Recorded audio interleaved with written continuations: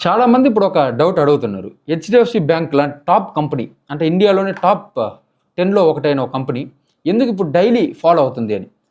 ఇండియాలో biggest bank, నిఫ్టీలో heavy weight, almost అందరికీ సేఫ్ స్టాక్‌గా ఫీలింగ్ ఉన్న HDFC bank.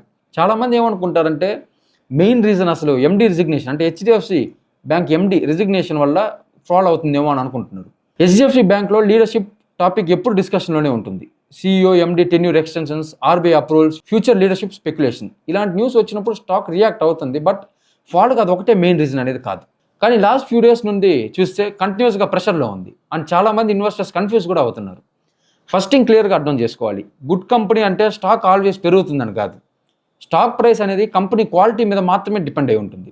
Sentiment, global situation, big money movement ఇవన్నీ కలిస్తేనే స్టాక్ని మూమెంట్ డిసైడ్ చేస్తుంది. ఇప్పుడు హెచ్‌డిఎఫ్‌సి బ్యాంక్ ఫాల్కి మెయిన్ రీజన్ ఏంటంటే first and biggest reason FII selling. Foreign ఇన్వెస్టర్స్కి హెచ్‌డిఎఫ్‌సి బ్యాంక్ అంటే చాలా పెద్ద హోల్డింగ్ ఉంటుంది. అంటే చాలా పెద్ద మొత్తంలో కూడా వాళ్ళు ఇన్వెస్ట్ చేసి హోల్డ్ చేస్తుంటారు. సో గ్లోబల్ లెవెల్లో ఫియర్ పెరిగితే ఫస్ట్ వాళ్ళు లార్జ్ క్యాప్ స్టాక్స్లో ఉండి ఎగ్జిట్ అవుతారు అండ్ హెచ్‌డిఎఫ్‌సి బ్యాంక్ లాంటి స్టాక్స్ని సెల్ చేసేస్తారు. రీసెంట్గా మనం చూస్తున్న గ్లోబల్ సిచ్యువేషన్ ఏంటంటే war tensions, oil price fear, rupee వాళ్ళు కూడా సెల్లింగ్ స్టార్ట్ చేశారు అండ్ బిగ్ మనీ బయటకు వెళ్తే స్టాక్ ఆటోమేటిక్గా డౌన్ మూవ్ అవుతుంది. Second reason HDFC merger effect. HDFC bank and HDFC bank limited merger తర్వాత కంపెనీ సైజ్ చాలా పెద్దదైంది, కానీ ఇంటిగ్రేషన్ స్మూత్గా కంప్లీట్ అవ్వడంకి టైం పడుతుంది. షార్ట్ టైంలో ఏం జరుగుతుందంటే cost pressure, system alignment issues, margin మీద ఇంపాక్ట్ కూడా ఉంటుంది. సో మార్కెట్ ఇమీడియట్గా పాజిటివ్గా రియాక్ట్ అవ్వకపోవచ్చు, లాంగ్ టర్మ్లో స్ట్రాంగ్గా ఉండొచ్చు, కానీ షార్ట్ టర్మ్లో కన్ఫ్యూజన్ ఉంటుంది అండ్ మార్కెట్ కూడా కన్ఫ్యూజన్ని ఇష్టపడదు. Third reason growth concerns. రీసెంట్గా కొన్ని అనలిస్ట్ చెప్పారు లోన్ గ్రోత్ కొంచెం స్లో అవుతుంది, డిపాజిట్ కాస్ట్ పెరిగింది, మార్జిన్ ప్రెషర్స్లో కూడా ఉంటుంది అని. బ్యాంకింగ్ సెక్టార్స్లో స్మాల్ చేంజ్ కూడా బిగ్ ఇంపాక్ట్ క్రియేట్ చేస్తుంది. సో ఇన్వెస్టర్స్ కొంచెం కాన్షియస్ అయ్యారు అండ్ బయింగ్ ఇంట్రెస్ట్ కొంచెం తగ్గింది. Fourth reason value correction. HDFC bank always premium వాల్యుయేషన్లో ట్రేడ్ అవుతుంది, ఎందుకంటే బెస్ట్ బ్యాంక్ అనే ట్యాగ్ ఉంది కాబట్టి. కానీ ప్రాబ్లం ఏంటంటే ఎక్స్పెక్టేషన్ ఎక్కువ ఉంటే స్మాల్ డిసప్పాయింట్మెంట్ కూడా ప్రైస్ ఫాల్కి రీజన్ అవ్వచ్చు. సో ఇప్పుడు జరిగింది ఏంటంటే మార్కెట్ ఎక్స్పెక్టేషన్ అడ్జస్ట్ చేస్తుంది అండ్ ప్రైస్ కరెక్ట్ అవుతుంది. ఇది క్రాష్ కాదు, కరెక్షన్. ఇంకో ఇంపార్టెంట్ ఫ్యాక్టర్ ఏంటంటే ఇండెక్స్ ప్రెషర్. హెచ్‌డిఎఫ్‌సి బ్యాంక్ నిఫ్టీలో చాలా హెవీ వెయిటేజ్ ఉంది.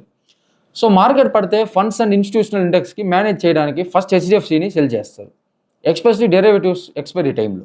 ఇలాంటి మూమెంట్స్ ఎక్కువ ఉంటాయి. అండ్ ఫైనల్గా మోస్ట్ ఇంపార్టెంట్ రీజన్ ఏంటంటే ఓవరాల్ మార్కెట్ సెంటిమెంట్.